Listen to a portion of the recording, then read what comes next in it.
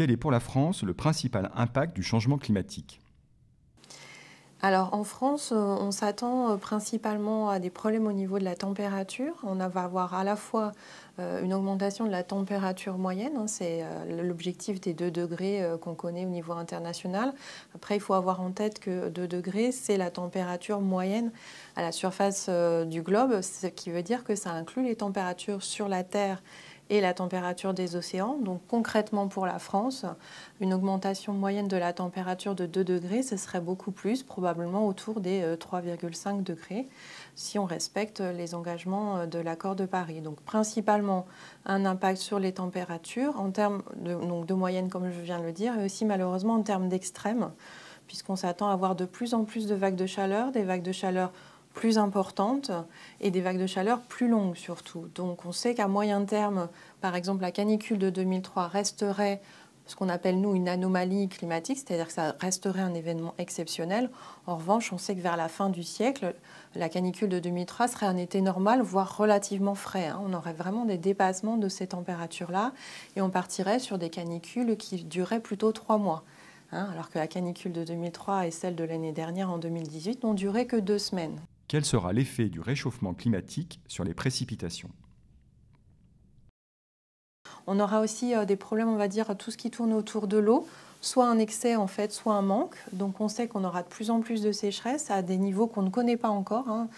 Tous les ans, on aura des sécheresses extrêmes. En revanche, on aura aussi en parallèle des événements de pluie intenses. Par exemple, en 24 heures, l'équivalent de 3 mois de pluie qui tombent.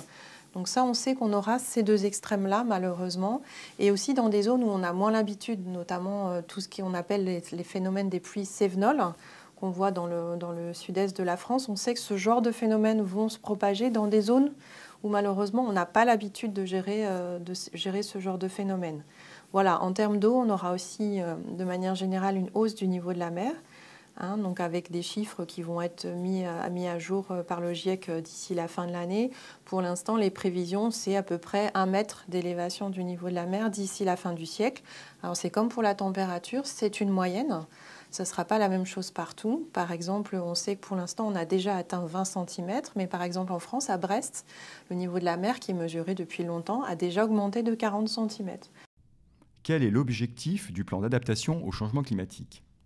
L'objectif, c'est de se préparer à tous les impacts que j'ai mentionnés, hein, qu'on aura en métropole et en outre-mer. En outre-mer, en plus, on aura des cyclones qui seront plus intenses, donc on aura plus de cyclones du genre d'Irma. Donc il faut s'y préparer. Il faut avoir en tête que le système climatique, c'est comme un gros paquebot. Ça ne s'arrête pas comme ça. On peut couper le moteur, mais le paquebot, il va continuer à progresser. Donc pour le climat, c'est la même chose. Ce n'est pas parce qu'on arrête un jour nos émissions de gaz à effet de serre que du jour au lendemain, tout ça s'arrête. Donc la concentration en gaz à effet de serre va continuer à augmenter, elle ne va pas se réduire tout de suite. Il faut avoir en tête qu'une molécule de dioxyde de carbone qu'on émet maintenant, elle va rester dans l'atmosphère pendant 100 ans. Donc on a tout ce passif derrière nous qui fait que de toute façon, on sait que pendant plusieurs centaines d'années, le climat va continuer de changer, on n'est pas encore à l'équilibre. Donc il faut se préparer à tous ces impacts. C'est le but de ce plan d'adaptation au changement climatique. Et donc l'objectif du deuxième plan national d'adaptation, c'est de se préparer à horizon 2050 à tous ces impacts.